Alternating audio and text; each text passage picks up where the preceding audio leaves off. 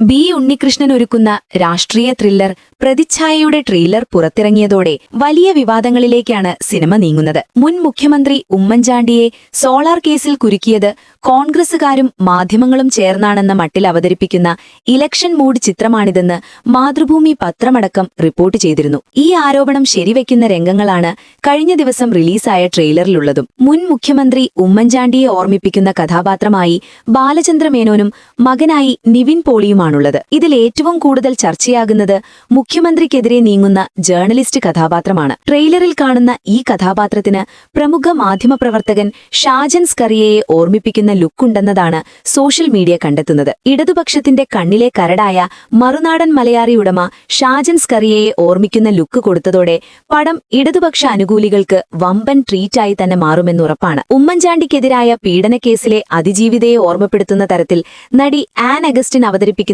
കഥാപാത്രവും ചിത്രത്തിലുണ്ട്. എല്ലാറ്റിനും മറുവശത്ത് മടിയിൽ കനമില്ലാത്ത ഒരു സഖാവായി സായികുമാറും പ്രധാന വേഷത്തിലെത്തുന്നതോടെ ബി ഉണ്ണികൃഷ്ണൻ പറയാതെ പറയുന്നതെല്ലാം മലയാളികൾക്ക് എളുപ്പത്തിൽ പിടികിട്ടുന്ന സംഭവങ്ങളും കഥാപാത്രങ്ങളുമാണ്. ഈ വാർത്ത ഇഷ്ടമായാൽ ലൈക്ക് ചെയ്യൂ, ഷെയർ ചെയ്യൂ. നിങ്ങളുടെ അഭിപ്രായം കമന്റായി രേഖപ്പെടുത്തൂ.